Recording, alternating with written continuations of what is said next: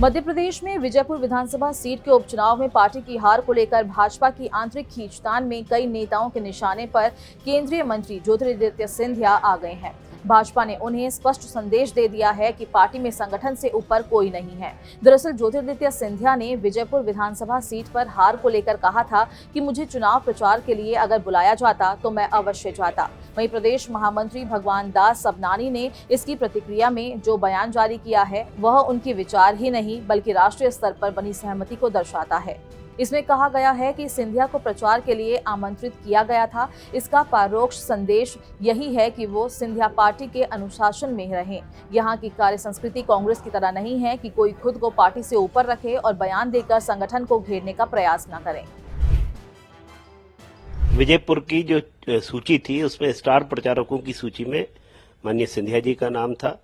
माननीय प्रदेश अध्यक्ष विष्णुदत्त जी शर्मा, माननीय प्रदेश के मुख्यमंत्री डॉक्टर मोहन यादव जी, माननीय संगठन महामंत्री हितानंद जी ने उनको विजयपुर आने के लिए आग्रह किया। उन्होंने अपनी व्यस्तता के चलते नहीं आ पाने की बात कही।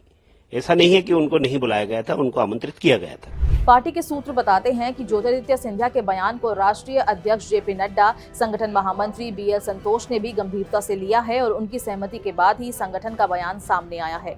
दरअसल विजयपुर में भाजपा को मिली करारी पराजय का ठीकरा किसके सिर फोड़ा जाए, अब इसे लेकर राजनीति तेज हो गई है। पहले तो भाजपा ने ये कहकर पल्ला झाड़ने का प्रयास किया कि स्वतंत्रता के बाद से ही ये सीट कांग्रेस की रही है। इसी बीच जब ज्योतिरादित्य सिंधिया ने विजयपुर हार पर सवाल उठाया तो हंगामा होना स्वाभाविक था।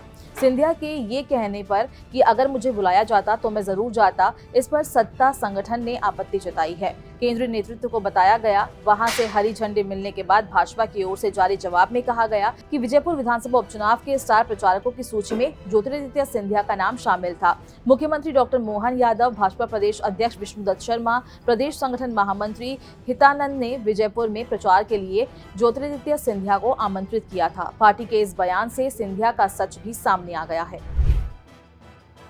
ग्वालियर चंबल में वर्चस्व की लड़ाई कांग्रेस छोड़कर भाजपा में आए रामनिवास रावत विजयपुर से प्रत्याशी थे। उनकी जीत से केवल दो नेताओं का कद प्रभावित हो सकता था। पहला नाम विधानसभा अध्यक्ष नरेंद्र सिंह तोमर का था, क्योंकि उन्होंने ही रामनिवास को लोकसभा चुनाव के दौरान भाजपा में लाने के लिए तैयार किया था।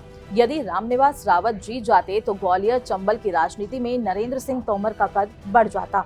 रामनिवास की जीत से दूसरे प्रभावित होने वाले नेता ज्योतिरादित्य सिंधिया थे। यदि रामनिवास जीतते तो सिंधिया का क्षेत्र में वर्चस्व कम होता। इसी वर्चस्व की लड़ाई में ज्योतिरादित्य सिंधिया ने उपचुनाव से दूरी बनाए रखी। रामनिवास रावत से ज्योतिरादित्य सिंधिया की हालिया नाराजगी की वजह बहुत पुरानी नहीं है। कांग्रेस में रहते हुए वो ज्योतिरादित्य सिंधिया के बेहद करीबी थे। साल 2020 में जब ज्योतिरादित्य सिंधिया के साथ रामनिवास ने कांग्रेस नहीं छोड़ी तो वो नाराज हो गए थे और यही वजह है कि ज्योतिरादित्य सिंधिया ने भी विजयपुर उपचुनाव से दूरी बनाकर रखी, जिसका नुकसान भाजपा को उठाना पड़ा। 6 बार कांग्रेस से विधायक रहे रामनिवास इसी वर्ष जुलाई में त्यागपत्र देकर भाजपा में आए थे और उन्हें मंत्री बनाकर उपचुनाव लड़वाया गया था।